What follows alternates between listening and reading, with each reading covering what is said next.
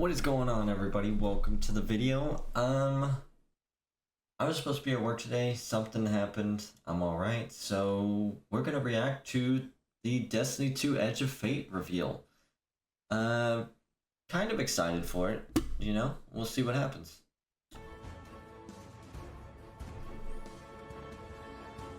I'll try not to talk over it, so I'll try and pause whenever I want to give my thoughts, or I'll try and wait till the end to give a collective thoughts. Might make some comments here and there, but for the most part, I'll let them just do their thing, and I'll save my comments. What follows light and shadow is silence. That silence breaks. I am summoning you as a new age begins. I see sapient life turn to each other. They remember how to look to the stars. They remember curiosity. They remember how to thrive. Sorry for the noise there. They have forgotten.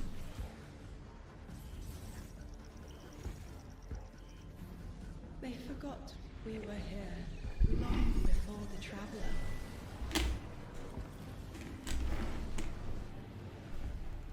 They forgot that they need us. But they are fated to remember. I will remind them. I'm sure you will. But not through me. Find someone else.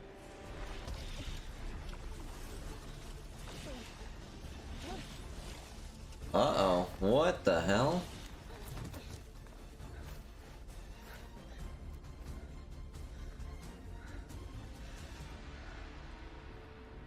My will is my own. Nice. Edge of Fate.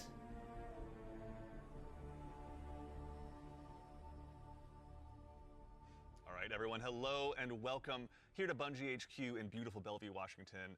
We have got an amazing stream lined up for you to tell you a little bit about the Edge of Fate and the future of Destiny 2 as well. My name's Andy, I work on the social media team here, but no need to worry. As always, I am joined by some of my amazing colleagues here at Bungie to share some of the finer details of the stuff that we're going to be getting into today. So, how about we go ahead and get into it so we can show you what we got. Starting first with this gentleman on my right and to your left is someone that you've probably seen if you've tuned into our streams before or Vidocs, the one and only Mr. Robbie Stevens, Assistant Game Director here at Bungie. How you doing? I'm doing great, Andy. It's always a pleasure to... I just want to point out that the new game director, I don't think I've ever seen him talking. Even in the yearly state of Destiny, he didn't even talk. I'm pretty sure it was this guy who made the report, so... I don't know. I mean, on one hand, it's cool that the dude's like super head down into it, but I would love to pick this guy's brain and like see how he is. So, I'm hoping to see him in the Vidoc, but it feels like if this guy's here, probably not. Feels like this guy usually takes over for the main game director. Spend a day with you. Yeah, it's been a nice time, honestly, hasn't it? Yeah, Well, always. to that end as well, for anyone that doesn't get to hang out as much as we do, can you tell everyone at home a little bit about yourself and what you do here? Yeah, sure. So I'm one of the creative and game directors for the game. So that means like I'm a vision holder and I work across the entire Destiny team with people like Allison and Dylan on the couch here to chart a new course for Destiny and a new future for the game, and just incredibly excited to be sharing with everyone today of what we've been up to. Yeah, can't wait. We've got a big show ahead, so thank you for being here. Yeah, of course. And of course, as we move, right on down the line, someone who again has also had the good opportunity to join us on these streams as well, and is now firing some finger guns like a pro. Destiny's narrative director, the one and only Allison Lures. Allison, hello. how's it going? It's going so good. I'm here on a couch and I get to yell about Destiny with you. So Not it's a a bad good day. Yeah, honestly, I'll take that anytime I can. Well, Same. for anyone who also hasn't had a chance to yell on couches about Destiny with us or hasn't joined us in the past, Yeah. Do you mind telling us a little bit about yourself? Sure. So my name is Allison. I'm the narrative director for Destiny 2, and so that means it's the job of me and my team to make you laugh and make you cry and make you go, whoa, I totally forgot about this thing from 8 years ago. How did they remember? It's because we're good at our jobs. It's true. So there you Yeah. go. As someone who gets to sit in on the writers' rooms, I can now doubly confirm that. So thank we you for love being having you here. there. So Yeah. much fun. No, seriously, thank you. I just want to point out in the background, you see that sniper rifle? That's Whisper of the Worm. So, way back, like many years ago, roughly the time that Forsaken came out, I was living in Seattle, and Bungie was at PAX West in Seattle, and I went to that event, and they had like a freaking case, a case with Whisper of Worm. Pretty sure that's the exact same one. Like I was like a couple feet from it.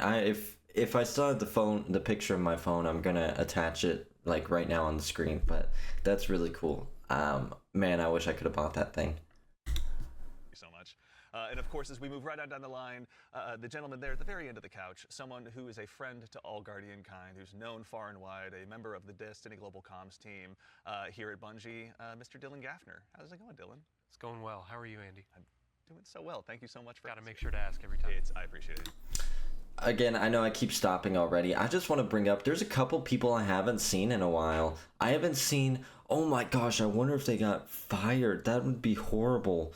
One of the audio designers, like in all of the old freaking Vidocs they did, they used to have this dude, and he was like so perfect with the music, and he would like be like, you know, he would just be so into it, and everybody loved him. Haven't seen him in what feels like a year or two. Damn, him, and then the dude who said Twilight Garrison is never coming back to Destiny 2. Haven't seen that dude in a while. Big mistake to say that, but whatever. I need all the help I can get. Well, to anyone out there who may not have accosted you on the wild world of social media or is just somehow meeting you for the first time, do you mind telling us about what you do here at Bungie? My name is Dylan Gaffner, formerly community team, where we would go out, collect your feedback, translate it to the dev team, and then bring their information back to you, kind of be that middleman. Now I'm on Global Comms, so I'm going to be in more of like a puzzle piece organization stage of what do we talk about, when do we talk about it, why do we talk about it, and then just making sure we get the information out to all players. Yeah, well, we all appreciate it. Thank you for always being the voice of the player inside our hallowed halls. We appreciate it. Thank you. All right, well, now that we've kind of got the intros out of the way, let's talk about our new saga. Robbie, I'd love to start with you. What's up next in Destiny, and where are we exploring? Yeah, so our first expansion this year, The Edge of Fate, is the start of a brand Fate new Saga. multi-year saga called the Fate Saga. And so we want to tell a story about something older, about the nature of fate itself. Are we bound by it? Can we fight it? Because before the Traveler ever arrived in our solar system, there was already space magic here, Andy. Yeah. And so ultimately, this is a story that we're going to explore one of Destiny's biggest mysteries and the foundations of. Does that mean we're getting a new subclass that isn't built around the powers of darkness or the Traveler? The universe itself. You're talking about the 9, aren't you? Who told you? I think it's Subtle, How did I you know. guess? Yeah. Set you off. We did such a good job with this Really secret. buried that lead, didn't we? Yeah. just a little bit. That's, but I mean, to that end, so who, and maybe more appropriately, what are the 9? Yeah, so buckle up. In the simplest description possible, the 9 are extraordinarily powerful beings that have been in the solar system for way longer than the Traveler. We can think of them as being kind of connected to each of the major celestial bodies in Sol. So that's each of our 8 planets plus the sun. Sorry, Pluto. It's messed up. Didn't Yeah, make that's that. pretty messed up. I don't make the rules. Yeah, there you go. But the important thing to know about them is that this is why we're going to be fulfilling the list on the solar system for the next saga. We want to ask questions about our home that we've never asked before. So when it comes to the 9, obviously, Eagle-Eyed Guardians have been able to spot references to them for quite some time, whether it be outright ominous or a straight-up game show in some cases. Can you tell us a little bit maybe about what we should expect from them? Expect to be surprised. We're, like you said, the lore of the 9 really ranges from like Star Horse infinitely neighing to the 9 doing genuinely awful things in our lore. And so the important thing to know about them is that the 9 are individuals. This isn't a collective. It's not like a hive mind. Each of them are kind of their own being, their own person in the loose definition of a person. They have different wants and desires. They can ally with different members and fight with different members too. In the words of one of our characters really early on, there are aliens, and then there's aliens, and then there are aliens, and that latter one is what the 9 are qualified as. Fair enough. All right, so beings of obviously immense power, something that the Guardians have gone toe-to-toe with in the past. We've even faced off against the very embodiment of the darkness itself. Yeah. What could be tougher than that? Yeah, so this is something that we think about a lot about, because ultimately the 9 seek to free themselves at no matter the cost to humanity. And because they're extra dimensional in the ways that Allison are describing, they're not bound by the same rules that we are, that we've really experienced before in the game today. And so humanity and the Guardians, to many of them, are ultimately just bugs that can be squashed on, that they don't really care or think about beyond, achieving their ultimate goals. So. Yeah, I mean, like, for the last 10 years, Guardians have really just been making their own fate. Yeah. I mean, so the 9 is challenging that. How are we going to deal with it? Yeah, whether we like it or not, the 9 have a plan for us. And like you said, Guardians are really good at making their own fate and going out and deciding who they want to be. But what happens when them deciding to make our own fate is exactly what our fate is? Like, what if that was the plan all along? These are extra-dimensional beings. That means they perceive our reality in a very different way and can interact with it in a very different way. They're a move ahead in chess. Weird. What a reference. But you were mentioning, obviously the Fate Saga is one of the subjects of today. How long can we expect the Fate Saga to last? Yeah, so the Fate Saga is going to play out over several years, and ultimately we know where we're driving this car. We know where we're going with it. But the conclusion of the Edge of Fate itself is going to leave you with more questions than answers, and it's going to be the catalyst into this new multi-year saga. Because we really want to return Destiny to being a game about big questions, right? And so the way we think about this is about pouring jet fuel. One thing I really want to see, there was, like, it sounds super cool, the ice planet that the Drifter visited, where there's giant scary monsters that float around, and if they get too close to you, they suck out your light. Just the idea of having the mechanics from the beginning of Deepstone Crypt mixed in with like some other mechanics of like giant shadow scary monsters walking around and they can kill you, just like a like one of the darkness zones where if you die you have to restart. That just sounds so intense, and it sounds like it could be really awesome. Into the speculation engine of the game. So we're going to be revealing a lot of ideas, a lot of concepts, and many of them we're not going to be answering immediately, because we're going to be telling the story over multiple expansions, and we're going to be giving you those expansion beats more times than we have before in the past. And so the Year of Prophecy kicks off with the Fate Saga, and with it, humanity is now set on a collision course with this celestial pantheon of the system that has been here for. I don't want to kill all the 9, and this dude is really not saying how long it's lasting. I was hoping he would just be out and be like, not give me an exact year, but he'd be like, hey, it's gonna be at least 3-year story or something. This is what I want to hear from him. He's not giving me the information. For a very, very long time. And so the Edge of Fate launches on July 15th. And then the second expansion of our Year of Prophecy is Renegade, which comes this winter. And then later in 2026, we've got Shattered Cycle and The Alchemist. It's a lot of stuff. Yeah. A lot of exciting beats. And so again, the Edge of Fate is just the beginning of this long journey of this awesome vehicle we're all jumping into and driving together, and it's going to take us to some new places. That's exciting. So with regards to the Edge of Fate right here in front of us, you were also nice enough to bring the class something today. You've got some gameplay with you, right? Oh yeah, we got some clips. Oh yeah. Yeah, we should show those off. It's a doozy. Let's check it out. Like the present. Let's check it out.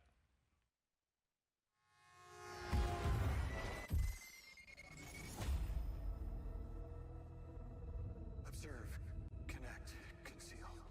Guardian, I had a vision. Conform, comply, return. They just wanted to show us disasters. Observe, connect, conceal. That dude looks awesome. Human anymore. That guy looked really weird with the glasses. Return, conform, comply. No one else should know what this feels like. New Vex forms, that's cool. Interesting rocket launcher, nice. Stranger's rifle, that's interesting. I wonder if that means it's getting a buff or something. And looks like Blade Dancer. Okay. hand cannon. They're showing it off, an electric hand cannon. I'm sure this probably means it's electric, exotic. That looks pretty nice. Definitely exotic, and it's stasis, not electric. Unless, does it switch from... They're showing off exotics right now. We need to watch this again. Observe, connect, conceal. We got a bouncy rocket, we got a machine gun, and we got an arc and stasis hand cannon. They just wanted to show us disasters. Observe, connect, conceal. This dude is so cool. Not human anymore. Return, conform, comply. No one else should know what this feels like.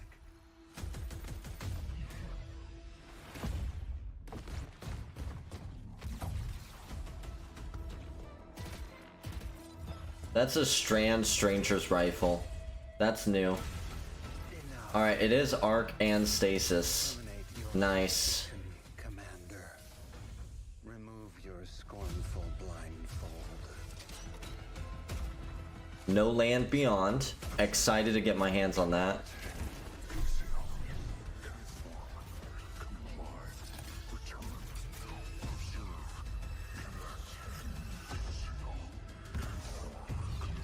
Deepstone Crypts themed.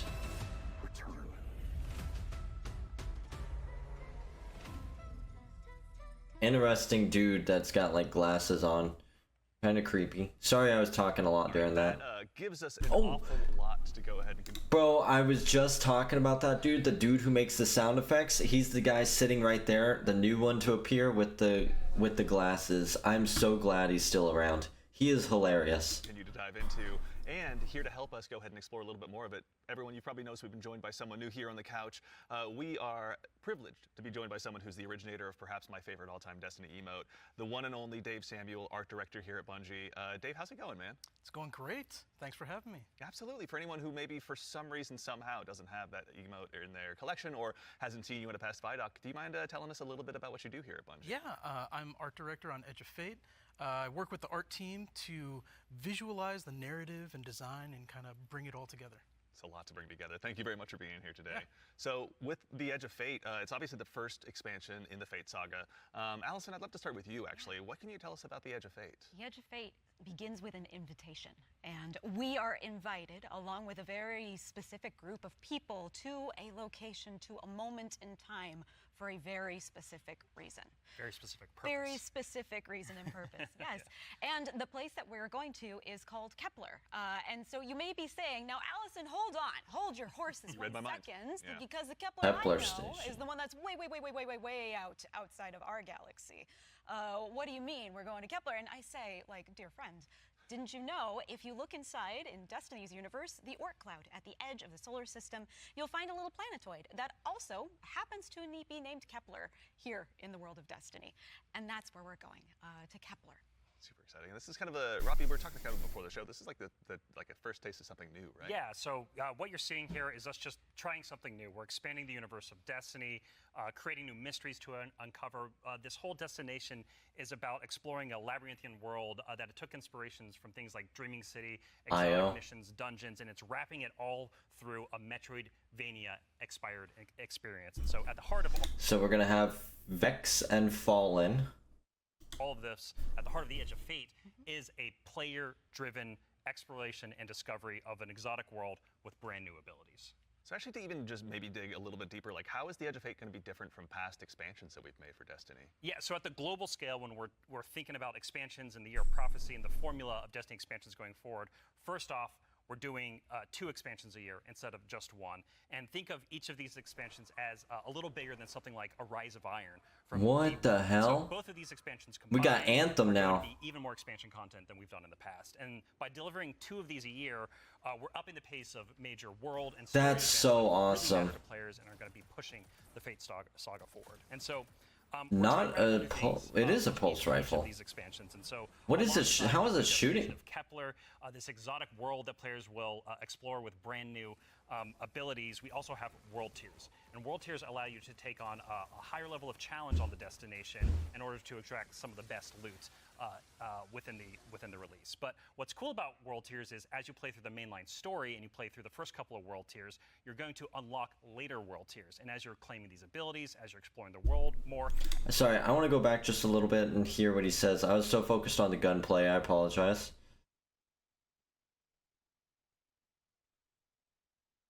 Each of these expansions adds a little bigger than something like a Rise of Iron from D1. And so both of these expansions combined are going to be even more expansion content than we've done in the past. And by delivering 2 of these a year, we're upping the pace of major world and story events that really matter to players and are going to be pushing the Fate Saga forward. And so we're trying radical new things with each of these expansions. And so alongside this new destination of Kepler, this exotic world that players will explore with brand new abilities, we also have World Tiers. And World Tiers allow you to take on a higher level of challenge on the destination in order to extract some of the best loot within the release. But what's cool about World Tiers is as you play through the mainline story and you play through the first couple of World Tiers, you're going to unlock later World Tiers. And as you're claiming these abilities, as you're exploring the world more, as you're discovering more within the release, you're putting these puzzle pieces together and you're figuring out how to solve all the mysteries on Kepler with different ways. And so you might play a puzzle in one way, a mission in one way, and when you're in these higher World Tiers in the post-game, you can start to solve these problems in different ways that you couldn't before in the original playthrough. And so alongside all of this, we're also going to have a ton of quest content that we're rethinking about how we use within the game. And so on Kepler, there's some non-linearity within the destination itself. And so with a lot of our side quest content that is related to the critical path, but you don't have to play it. It's there for you to explore. It's driven by your discovery of the world. You're out in the field, you discover something and you pick it up, and that's going to help you explore the characters and the world of Kepler more and go deeper on that story. And so, yeah, again, this is all about us. No Land Beyond is going to be interesting. That we've been building in Destiny over the last 10 years, and some of them are really strong, but they're due for some experimentation and some radical changes. And so that's what you're seeing here with the first taste of the Edge of Fate. Very cool. Yeah. I love everything you just said. I was a little distracted by some of the gameplay we were showing, like exotic sniper rifle, I think I saw, kind of recognize that. Oh, yeah. Some enemies with a couple really cool twists, like, okay. Yeah. But then also there was a guardian that turned into like a lightning ball. Yeah. Yeah. So, so there's multiple new abilities that your players are going to be able to discover on Kepler that's going to make them navigate and look at the world in different ways. But the one you're talking about, Dylan, we see it as our premier ability, the crown jewel to release, and that's called Matter Spark. And Dave has joined us, and he's helps us take the vision of the narrative and the design and the art and smush it together in amazing experiences. And so I think Dave should talk to us more about Matter Spark. Please. Yeah. He's gonna be like, there's this new source of energy on Kepler, this strange dark matter. So the Guardian binds itself to the dark matter using the arc powers within. You can think of the dark matter as like a medium, and the arc as this catalyst that will allow you to completely change form. Transforming into Matter Spark lets you squeeze into tight areas, race around areas, jump over stuff, and it also allows you to turn into this basically electric rolling ball of death, jolting and shocking enemies that come across your path. So obviously, one big part movement, one big part combat, but I mean, even just in addition to that, to look a little bit, wider, like how did the Matter Spark Ball kind of influence the world that we're going to be inhabiting?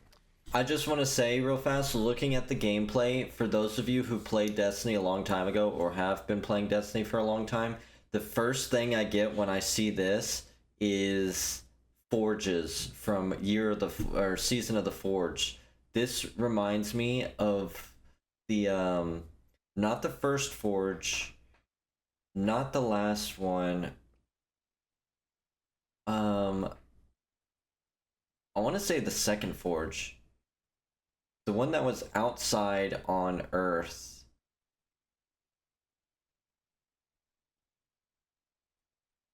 I'm trying to think of where it was at. Struggling to remember where it was at.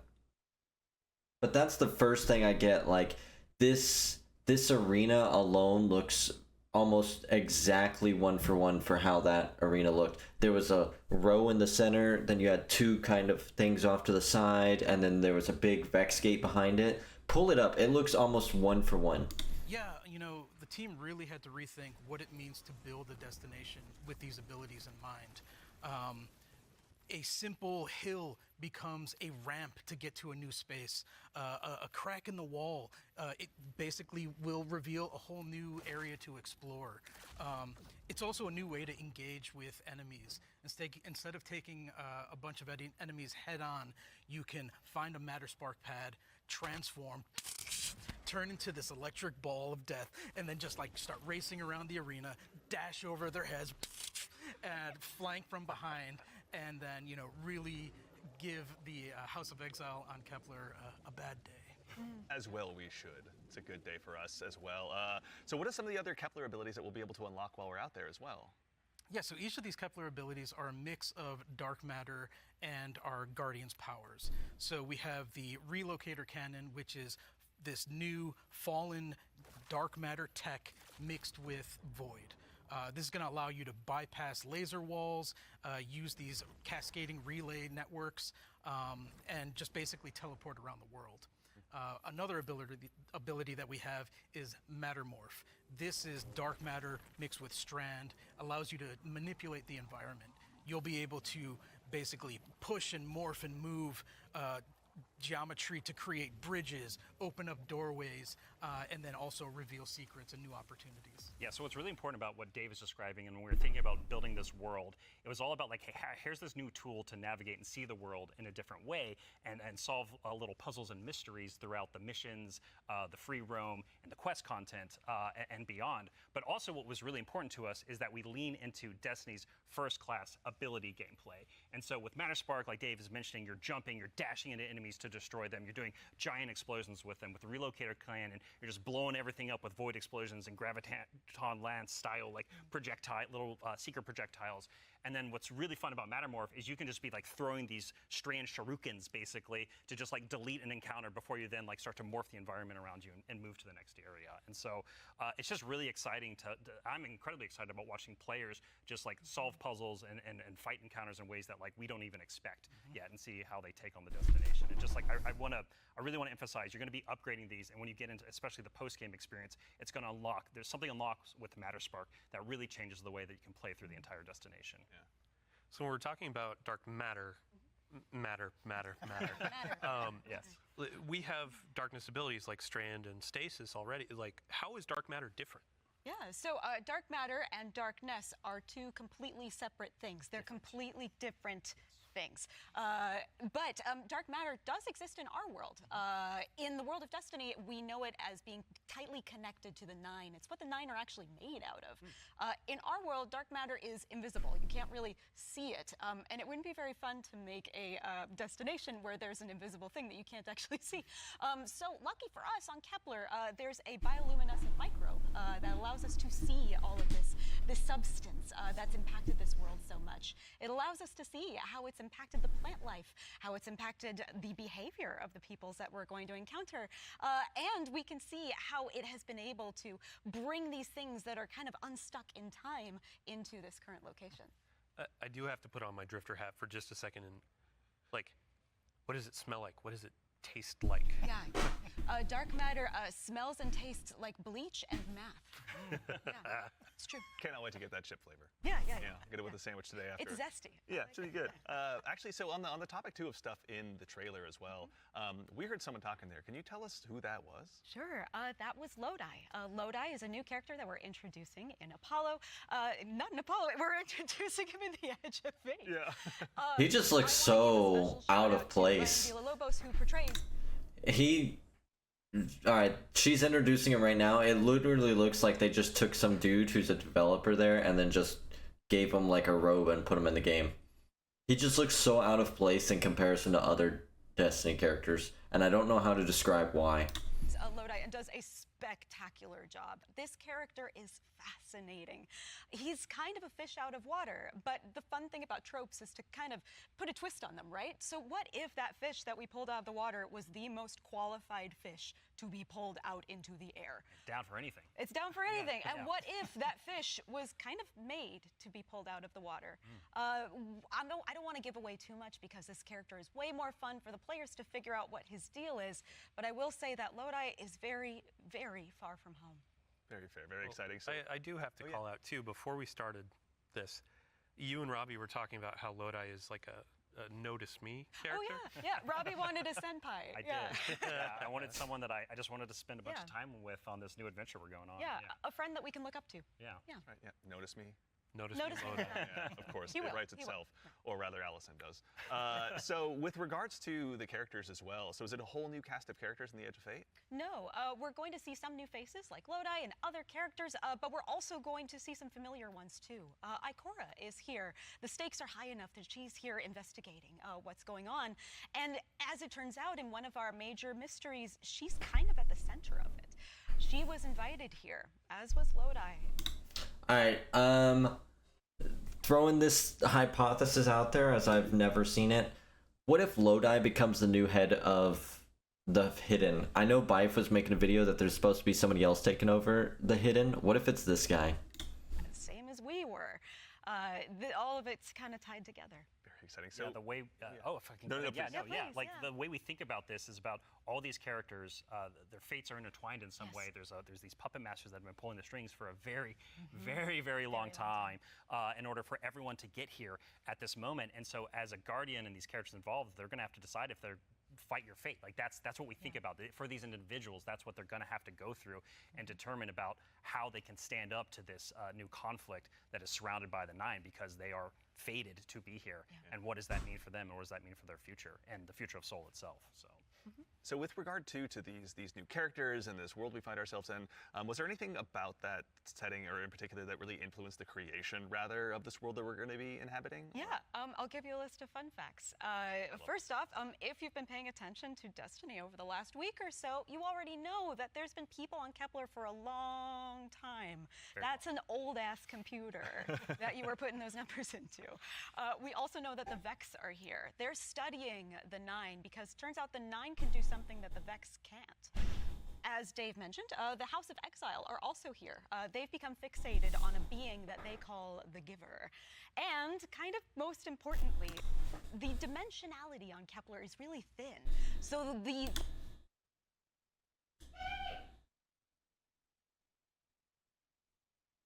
three dimensions that we can know and see and touch are very close to the realm that the Nine live in. And that means some things from Earth's past have been yanked into Kepler's present. Exciting. Nice. Yeah, I mean, so we've been talking about invitations throughout this, and we need to call out an invitation that's actually going to be waiting in the game after this is over. Ride of the Nine begins today. Yeah. So I believe we have a trailer to show. Yeah, you were nice enough to bring a trailer along. I'll go ahead and give it a look really Yeah, quickly. let's do it. Yeah.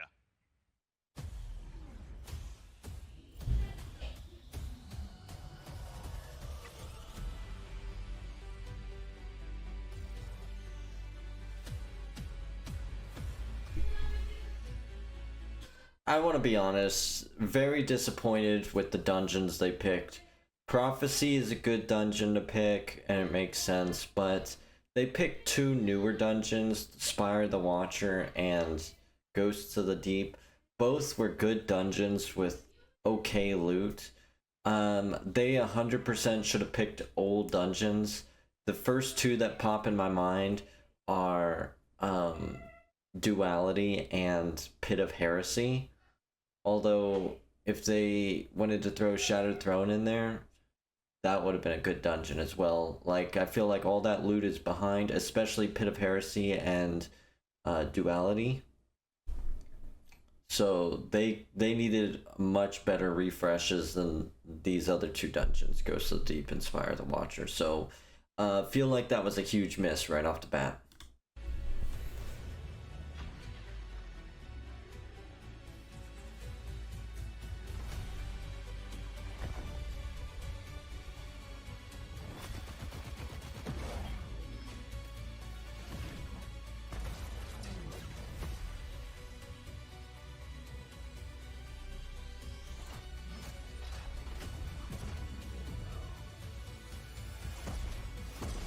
Nice.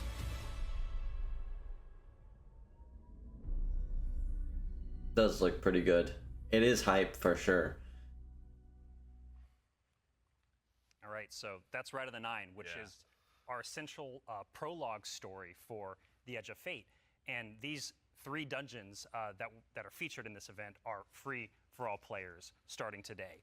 And so what's really important about this is that these dungeons are both for veteran dungeon crawlers, hardcore raiders, people who've been in these places a lot, but also new Guardians who have never stepped into a dungeon before, right? What was really important for us when we were developing Rite of the Nine was that we are changing the formula on how we can think about how we can welcome even more people into these experiences. And so you're going to be able to go in solo, buffed up, and explore a dungeon by yourself, or go in match made with other fire team members shoulder to shoulder for the very first time.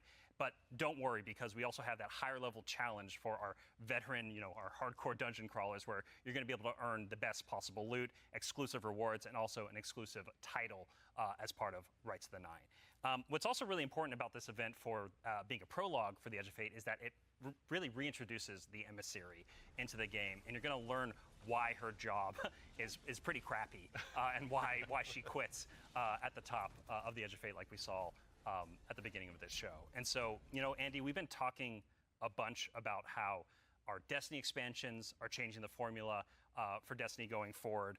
So now I think it's time for us to start talking about how the core hobby of Destiny is changing going forward, the day-to-day of playing Destiny, week over week experience. And we've got someone else on the couch here to help us talk about that. We have an expert in that there.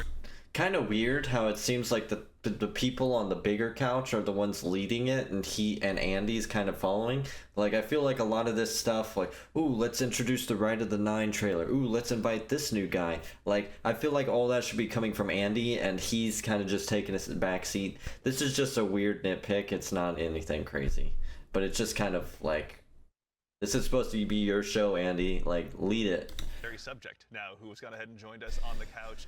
We are now joined by the one and only Mr. Ben Womack, creative director here on Destiny. Ben, how's it going, man? Hey, I'm doing great. I'm really excited to be here. There's a lot to talk about. Yeah, seriously. There is a lot. Yeah, it's going to be a very good conversation we have coming up. Yes. But before we get into that, can you tell us just a little bit about what you do here? Yeah. So I'm the Destiny 2 creative director for the core game, or the core hobby, as we call it. Yeah. And it has to do with all parts of the game, everything from Edge of Fate, through our seasons, through the fundamental systems.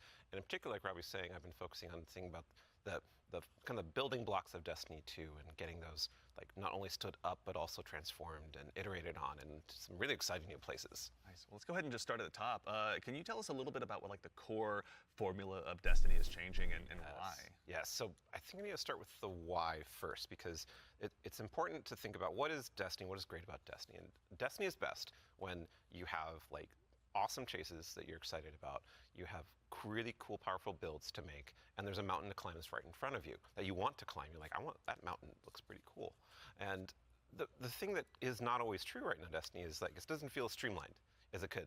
Players don't have as much agency. We want to be player driven, we want to be more rewarding than we are. Because right now there are barriers to playing Destiny like in the best way. And those barriers are insurmountable sometimes. So think about that whole picture of, okay, what is the Destiny that we really want, that has been in the past, that we also want to get back to, and where we want to go for the future? That's where all the changes you're going to see have started, like at their inception point. So it's a big piece of the pie. Massive updates coming across so many systems of the game, and this is like that. We're just getting in, digging into the surface. Yeah. I mean, to that same end, then, how are we making it easier? Pardon me, to go ahead and just get straight into the fun. Oh no, let's do it, because that's exactly what we want to do. Yeah. And the first thing you're going to see when you log into Destiny with Edge of Fate, you're going to log in your character and see your ship in orbit. It's going to say, it's not going to say Open Director, it's going to say Open Portal. And the portal is our new front page of the game. We're trying to like get you to the fun as fast as possible and as few clicks as we can. Like we even have Edge of Fate there in the corner, so that it's like right immediately there. No fumbling around with the map to get to it, really. And we're also taking other big parts of the game, the ritual game and for seasons, and putting them into these ops categories. So the idea is that we're having these different ops for different moods. We're having solo ops. We have a bunch of fire team ops. We have pinnacle ops, and of course we have crucible ops, still super important for the game. Yeah. I mean, to start up at the top, can you tell us a little bit more about what solo ops is? Oh, yeah. So solo ops is exactly what it says on the tin. It is a bunch of activities that are made for solo players. And the conception point of that was, we want to make activities for players who have a smaller amount of time that they want to play in, and they don't necessarily want to have dependencies on other players, but they still want to get in there and play for 10 to 15 minutes and get some real progress. Yeah, get some loot. Yeah, get some loot. Yeah. Get some loot and get your character forward and feel like, I played some Destiny, that was great. And even if you don't feel like playing with other people, that's fine, because we have an activity type that is designed for one player. Excellent. So, I mean, to that same end, what are some other ways that we can play and have fun using Portal as well? Yeah, so Robbie actually has a great way of talking about this. Yeah, some of the North Star that is what we talk about when we were developing the Portal early on was like, where are we headed with this thing? And ultimately, it's play your way. It's giving players more agency, more personal drive to figure out how they want to engage with the power climb and the new progression systems coming and our seasons. And so the entirety new progression and power climb is now all available to you in the Portal at your fingertips in one place. It's really easy to find, really easy to jump in. Anything you play inside of that category is any of those categories is gonna help you make progress. And so, because we want Destiny to be welcoming not only to new players, but also old players who are coming back to the game to join us with the Edge of Fate. And we also want this to be like a new even playing field for everyone. And so, as part of this is a commitment from us as part of the core hobby and all the seasonal content we're building, that we're going to be continually investing in this, right? We're going to be continually updating this over time for years to come. And so, you're asking me directly, like, what else is there to do? Yeah. Ben mentioned solo ops. We also have the fire team ops and pinnacle ops. Both of these are more around playing with other fire team members, shoulder to shoulder, where fire team ops are more quicker sessions. There are some longer form things in it too, but then pinnacle ops are more about those really long form or more challenging kind of focused activities like exotic missions, for instance. And so, and then the one thing we haven't talked about yet very deeply, but is incredibly important, and it's something that I think we've done for the first time like ever, or maybe since early D1. It's kind of a return to form. Yeah. You're going to be able to experience the entirety of the power climb within Crucible Ops by playing PvP, right?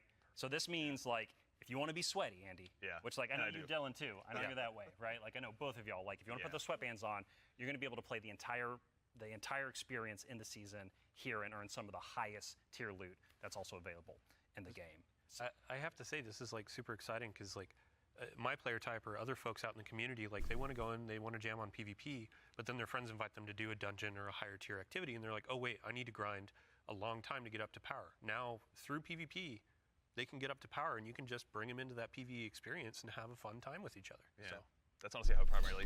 What happens? To counter Dylan's point, wasn't the whole point of ignoring that was fire team power? Like, wasn't it supposed to be to where if you don't grind, if you just play PvP nonstop, if you're fire team leader or whoever has the highest power on your fire team, you'll be brought up to that power, so it wouldn't matter? Shouldn't they just be implementing that to the entire thing? Like, not saying this is bad at all. Like, it's great that there's more incentive to play PvP. But I feel like we should be, working off of that. Working off the systems we've created, and it seems like we're scrapping those systems instead. Played D1, so I'm really looking forward to that. So it sounds like the core, obviously, of what you guys are talking about, play the way you want to play. It's at the center of all of it. What if I really want to challenge myself, push myself? Oh yeah, That's that's important to us. Yeah. So That's important to us. well, death, but also success. Yes, and that's true. from it, That's right? true. Yeah. Yeah, and so we really want to give agency. That's one of the things. Player driven towards loot and challenge. And so we have a really hugely expanded activity customization system. We have a lot more difficulty levels, and we have a ton of new modifiers. We have 50 new modifiers along with all the old modifiers. There's something over Grandmaster? That's ridiculous. Big curated web of options for you to experience any of the PvE content in the curator. And so, like, we have Banes, not just old Banes that we have, but new Banes as well. We also have boons to help you like get advantages in your activities and for your build. We have challenges and trade-offs. And the fun part is you're going to get these different combinations that are available, and you're going to then make a mix that's actually going to change the way you play and be pretty interesting, and sometimes be the way you prefer you play. Like, there's a new boon called Grappler that I personally love. It's kind of my preferred way to play, where they give you 3 grapple grenades replacing your current grenade. You can't do the melee, but they recharge super fast. So any build you want, you could now Spider-Man around any map. It's actually super fun. It's so fun. Yeah, and I mean, like, what's at the heart of what Ben is talking about is what we kind of call the virtuous cycle, right? Where you're going to be crafting your build, tinkering with the activity, looking at like how you can earn a higher tier of reward by taking on higher challenge. And as you earn better loot, you're looking towards that next mountain to climb just ahead of you all the time. And so this is really about how far you want to push yourself upwards within the portal itself. But also, we also are thinking about the people, and that's the depth, right? That's the depth of the challenge that we're talking about. That's also, but we're also thinking about the people who don't have as much time to play with like solo ops, and also if you're scared of modifiers or you're scared of customizing these activities, or you just don't feel like doing it. Yeah, that's a great way to describe it. Thank you. We have a bunch of quick play options, right, Ben? Yeah, quick play options, and we actually have matchmaking and Fireteam ops. Oh, and we have Fireteam Finder.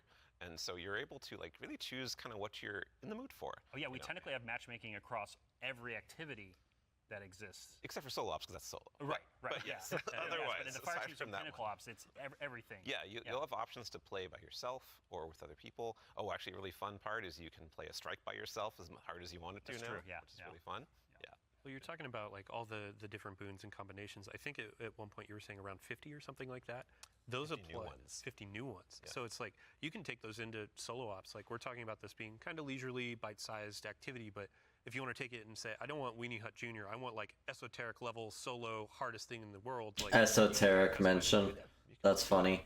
For those of y'all who don't know who Esoteric is, he's an insane gamer. He makes YouTube videos of him soloing like the hardest content in Destiny. I've seen him in Dark Souls games or Soulsborne games like Elden Ring. He's solo, no damages, like every boss in every single game. He's insane. Check him out. I really want to. And Depends on how deep you want to go. Yeah, Really. yeah. And the point is that you're going to like stretch that far, and we want the reward to feel like worthwhile. Yeah. And, Yeah, you want to feel like as you're pushing yourself, you are rewarded for it. That is something that's really important to the vision here for the portal. Yeah. rewards, huh? Rewards. There are a lot of rewards, aren't there? It's funny you mentioned it. Yeah, we've got Banes, Boons, modifiers, but let's talk about gear for a little bit here. Yeah. What's changing about loot and why should Guardians care? Yeah, so like talking about chases and mountains and builds, like gear's at the center of all of that. And we actually have two giant gear changes. I'm gonna like put in two little buckets for us to talk about. Yep. The first one is Armor 3.0. And the next one is gear tiers. And so like talking about Armor 3.0 first, we are probably making the biggest change ever since Shadowkeep. It's around huge. the system. It's Yeah, enormous. It's a huge change. Yeah, so like we're adding set bonuses, which is a long requested feature. Don't know if this is an aesthetic change or what, but if you look at those weapons, they look like D1. They look D1 style, not D2 style. I'm not saying that's bad at all. It just looks like, looks very reminiscent of D1, which pretty cool. I wonder if that's like a texture change, like we can expect all weapons to look like that, or if that's just the design choice for these weapons. Feature for all the new armor that you're going to be able to get at Edge of Fate launch, and we're redoing all the stats on armor. They can now like exceed 100. Go beyond 100. Go beyond 100 for extra bonus. You deal significantly increased kinetic damage to combatants' shields, overshields, vehicle, and constructs. 4-piece. Defeating powerful combatants or breaking combatant shield with kinetic damage releases a disorienting kinetic shockwave. So kinetic tremors. For disruption break. Bonuses. Yep. We're going to every single piece of new legendary armor that drops is going to have all the energy filled in, so you can build crafting right away, and it's going to essentially like there's more features actually that I could talk about, but I don't think I'm allowed to. 2-piece. After a final blow with missiles, rocket launchers, or grenade launchers, sprint for a short time to gain speed booster. Once per activation of force converters, sprinting while at critical health, being suspended, or being slowed by a stasis effect will immediately grant speed booster for a short time. Interesting. Fair. Well, something that we can't talk about too, you mentioned gear tiers as well. Yeah. Let's talk about that a little bit. Yeah, so gear tiers are very exciting because every single legendary weapon and armor that you can get is going to have 5 gear tiers, starting from 1 going up to 5. And like we have a 5 gear tier 5 piece of legs armor on the screen right now. Gotta point out, energy 2, 4, 6, 8, 10, 11 has increased from 10 to 11 per piece, it seems. And you can see that like this is like looks really cool with iconography, but it also has a ton more stats. And oh look, what's that? Yeah, what's going on with the energy there? Yeah, the energy. Ben? Yeah, the energy says 11, and that's it's what true. 11. Yep. It's not a typo. Like energy is going to 11 for higher tier armor. And so if you want that for your build crafting opportunities, it does like give you some new options you never had before. You're gonna have to challenge yourself to get more higher tier armor and keep on going to get yet more higher tier armor to get those options. Yeah. And this is also not something that's just relegated to armor, right? When it comes to weapons, they're obviously getting their own refresh as well. Yes. I mean, what's Destiny without chasing some You read hot my mind. weapons. Yeah, like weapons seriously. are part of the player identity. You know, some people like have a gun that they love. You and got fashion, and then you have I gotta take a minute. This is a great change. I expect to see that any armor drops in the game are going to be updated to this. I expect to be able to do old school dungeons and get armor that drops like this. I know there's a lot of toxic people in the community who say no, but that's absolutely ridiculous for anybody who disagrees with me on that. I want to be able to go farm old dungeons, for example, Shattered Throne for the armor set, and have it drop with this updated gear tiers.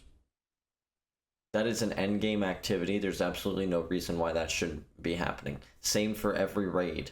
Every raid and dungeon at a bare minimum.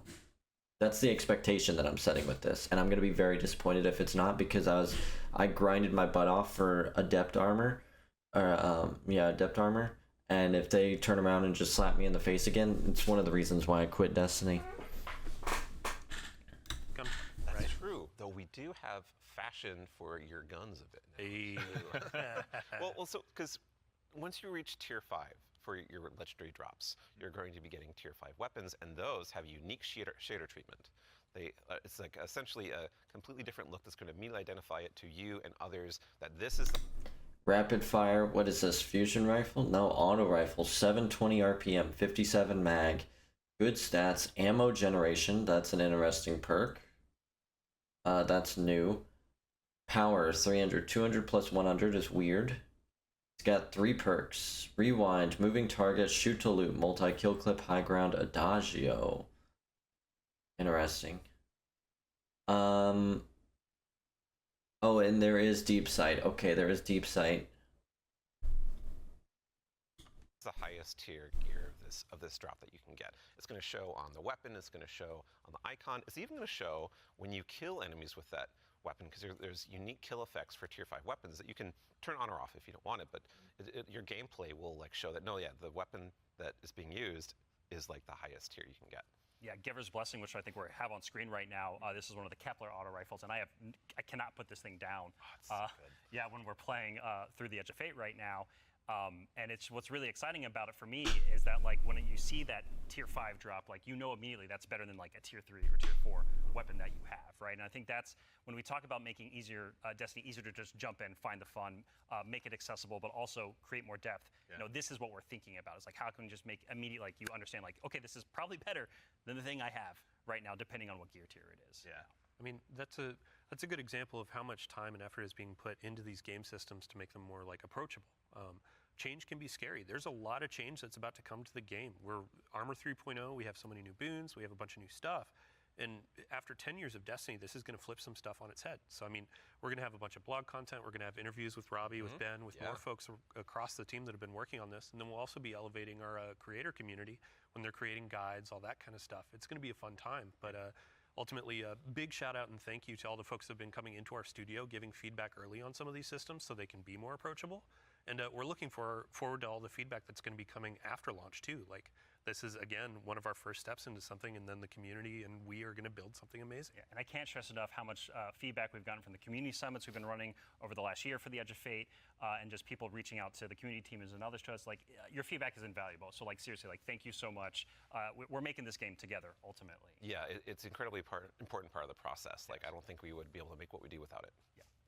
Working with the community is obviously a core part. Dylan, huge thanks to you and your team, obviously, for helping to lead that charge. And in advance for the big blogs you get to write. And then also our social media team will go ahead and get out the door, so go ahead and give us a follow. I think, Ben, you were saying you wanted to try to break the record for longest twid? I'm more predicting we are. Yeah. So it's not about try, it's the state of things. It's going to be a multi-month journey as we head towards launch. So. Yeah, be a good time. But, you know, we've been talking a lot about the core Destiny hobby. Yeah. How does that extend into, like, how players are going to experience, like, a full year of Destiny? Yeah, so we've been focusing on improving and changing the formula of Destiny in multiple ways. And so progressing through the Fate Saga is going to be more meaningful with 2 expansions a year. We've been talking about how focusing our seasons and on the core hobby of Destiny and that commitment to continuing up. Just wanted to pause a minute before it disappears. Edge of Fate, Ash and Iron update. Rewards pass, so 2 seasons.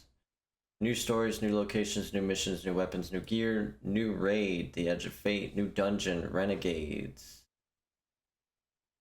Okay. New enterprise activities, new sandbox, new sandbox meta, new events, new modifiers and challengers, new gear and artifact mods.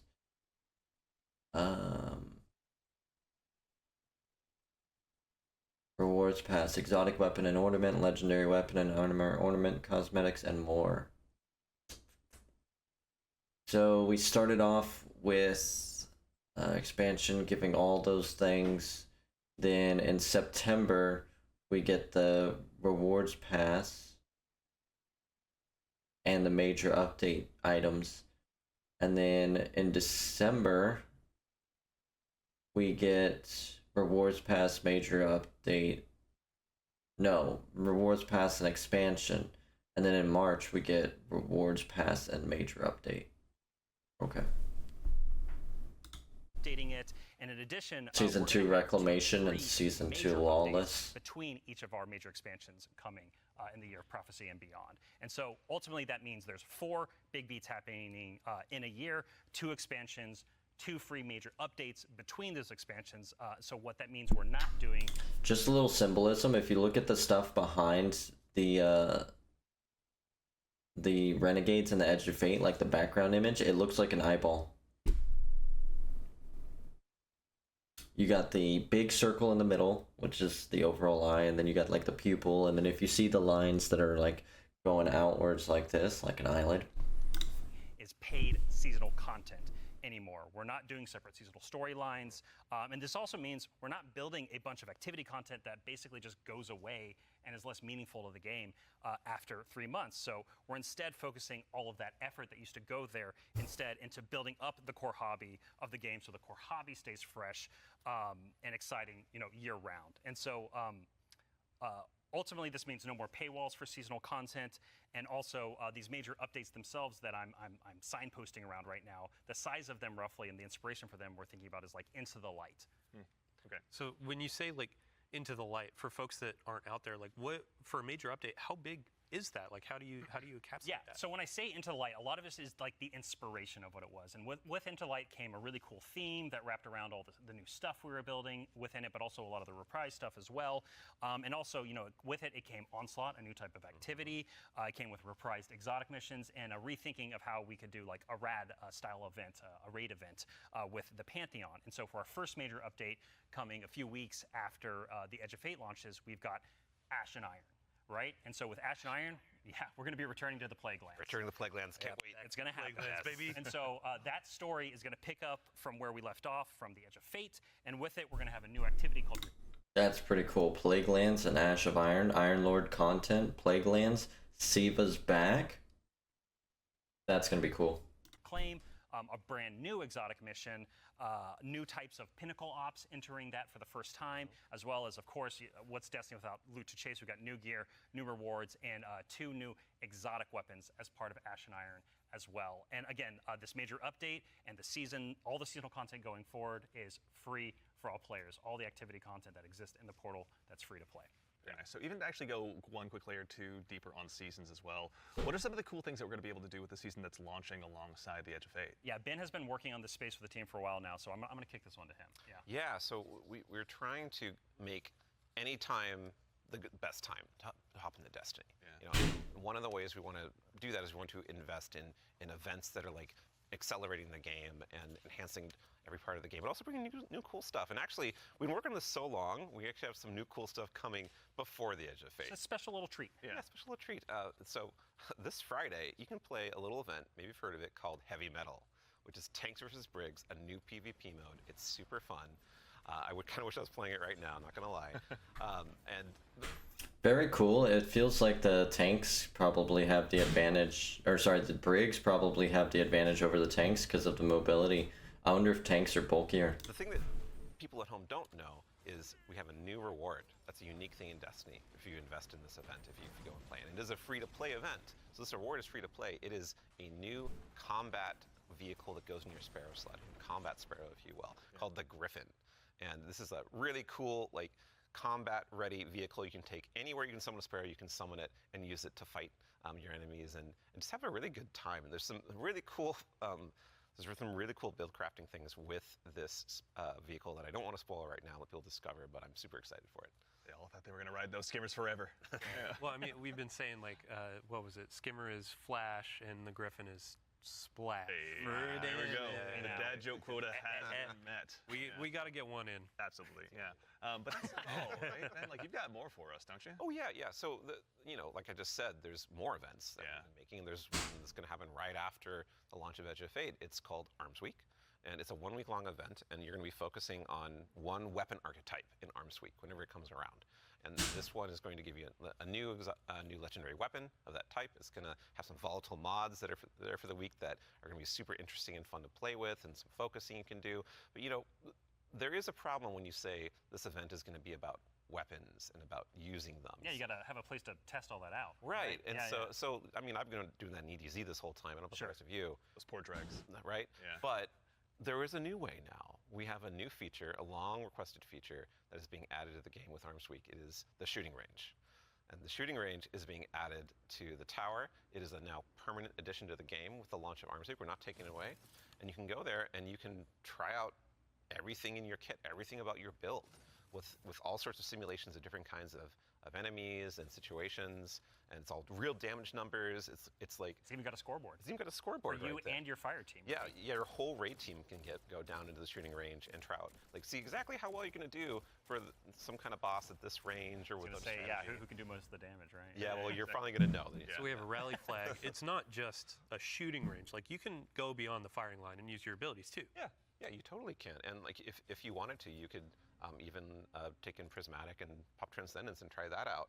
And well, I think the reason why we're not seeing that right now is because it's a Titan. Yeah, it's a good soldier. Yeah. Standing on that firing line. Yeah, standing on the firing line. All about building that line and standing. Yeah, exactly. A lot of theory crafters are going to have to go ahead and have some upheavals to their Google Docs, I'm guessing. This will be a really good tool. Like, as we're adding all of these different systems with gear tiering and all of that, you can go in and check those damage numbers in real time. Like, how do my stats change? How are these different gear bonuses going to affect my gameplay? You can see it in the tower now. Yeah. And while we're talking about weapons. Oh, yeah. Well, one more thing, right? Yeah, no, there's one more thing. I know you're excited. So, there's more events. Of course, there's more events. And the holiday events are coming up, where Solstice is right around the corner. It's summertime, right? It's summertime. Summertime is Solstice time in Destiny 2. And Solstice has some really cool twists and such that we're planning, but I'm not going to talk about that right now. I want to show you all the new holofoil treatment we have for Solstice weapons. So here we go. This is the holofoil treatment for Solstice in 2025. It is so good. It's amazing every time I look at it. Yeah. It is an ocean, and gun. the line. Yeah, we put the ocean on a gun. How did we do that? It's beautiful. I love it. And any kind of weapon that drops for this event can have a holofoil. Yeah, so it could be a tier 1 or tier 3. Yeah, any weapon can have the holofoil. Yeah, the tier 5 holofoil. Ooh. New perk. That's gonna be a chase. Our other events will also have holofoils. Yeah, like Arms Week. You're talking Arms Week will have its own holofoil treatment. Like every event, a major event we have, will have a holofoil treatment. The holidays will have their own kind of special one, but yeah, Arms Week will have their holofoil drops that you can farm as well. Super exciting. No, it's going to be a good time. I'm going to have way too much stuff to chase down, so appreciate you guys putting all the hard work in, obviously, for that. But I believe we've got one more thing.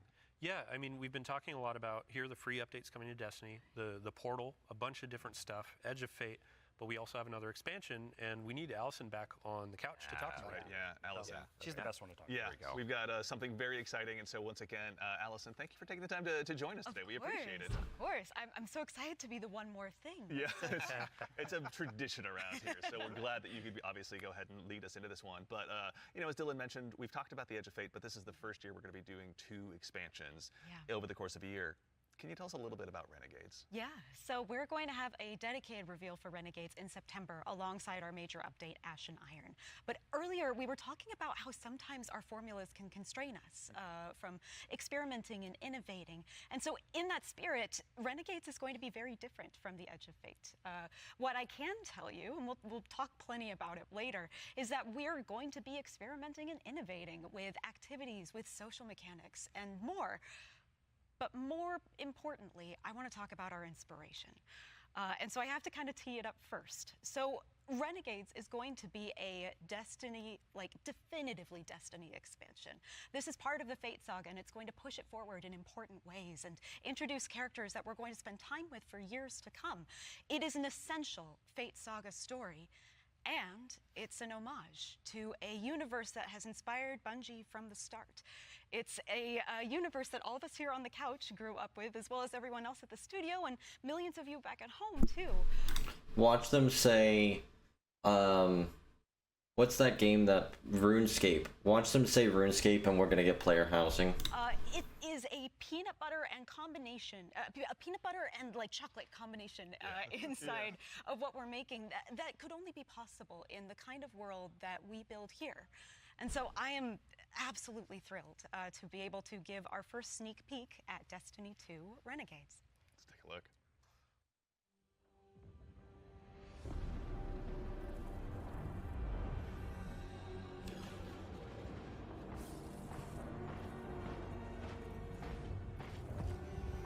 Star Wars themed.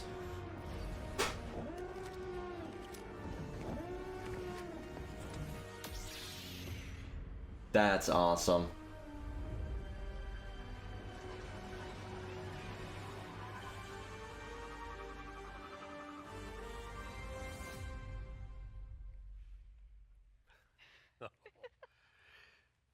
Okay, Robbie, what did we just see? Yeah, so that's Renegades, which is coming out this December. And to really drive it home here, Renegades is a one-of-a-kind Destiny experience, right?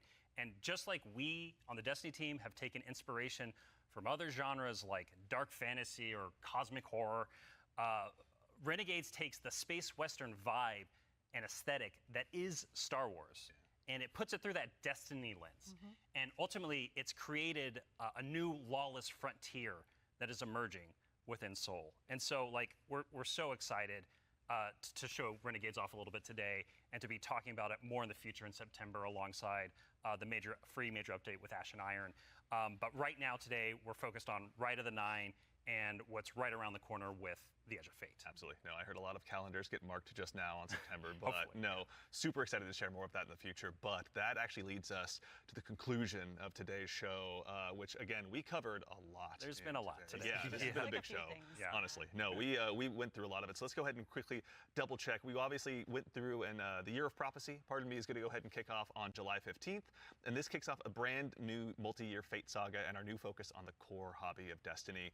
The first expansion, The Edge of Fate, is going to be launching again on July 15th, as I noted, with its raid launching on July 19th. Okay, hold up. Yeah. So you're going through a lot of information. We already covered that. Oh, yeah. But like, you can't just sneak in a raid date. We have a new raid coming with the expansion, July 19th. We're going to have a bunch of blogs. We're going to have the rules, regulations, all that kind of stuff for our raid race. Of course. We invite everybody to come in, try to go for that world first title. And yeah, I mean, just stay tuned for more details. We're not going to spoil anything. It's a raid. We got to keep it secret. Yeah, absolutely. Yeah, everybody mark your calendars. Yeah. Bungie.net is the place to go ahead and learn more. And again, follow our social media channels. Do us all a favor. So in addition to that, again, as we noted, Ash and Iron, our first free major update, will be launching on September 9th. Renegades, very exciting, will be launching in December. And then keep an eye again on our social channels. We'll provide all the updates once they're available. But as far as today goes, the Edge of Fate and the entire Year of Prophecy pre-orders are available starting right now. Now, pre-ordering for starters, the Ultimate Edition will go ahead and unlock the New Land Beyond. New Land Beyond, that exotic sniper. Ooh, I can't wait, man. I can't wait, same, honestly. That'll be unlockable in addition to several other goodies. And also, we've also got a collector's edition that'll be available. Wow, Star Wars themed. It will be coming with a awful lot of very cool stuff, including this cool statue that you may have noticed here that's been sitting with us on stage. This is one that you can go ahead and add to your collection as well, but that's not all that's in there. Is there, Allison? We got, the writing team got a little excited on this one. We put a lot of lore goodies into this collector's edition. So like that weird metal thing, that weird envelope, boy, weird. Wonder what's up with that. Just decorative You points? should probably read it. Yeah, anyway, we're gonna do a dramatic reading as soon as Yeah, we should go downstairs immediately after this. Really Right after this. Count me in. And then again, too, as far as today goes, Rite of the Nine. This is the essential prologue to the Edge of Fate, and like all of our events moving forward, is going to be a free to all players. So make sure and go ahead and check that out when that arrives. And before the show wraps up, make sure and stick around for a little bit longer. We're going to be rating our good friend Sammy Cat as well. So go ahead and give her a follow. Tell her we said hello in chat, pardon me. If you have any Twitch Prime subs or anything like that, go ahead and do us a favor. Drop it over there and check out her stream. She's going to be having a good time. But that concludes it for us here today. So for starters, huge thanks to my teammates here for joining me. Thank you, Andy. Thanks for having us. Absolutely, yeah. Robbie, Allison, Dylan, of course. There we go. We got Ben, and of course, Mr. Dave Samuel. Thank you all so much for being here today. And then, of course, to the crew that puts all this on. Thank you, everyone. This doesn't happen by accident. Thank you all so much for all of your hard work and dealing with me on these last couple of days. And of course, to everyone at home, to all of our guardians out there in the community, thank you. It's a tremendous privilege to get the opportunity to share what we've been working on early, and it matters only if you guys show up and join us. So we really appreciate it. We hope you enjoyed. And otherwise, in the meantime, until we see you again, take care of yourselves, take care of each other, and we'll see you all Starside.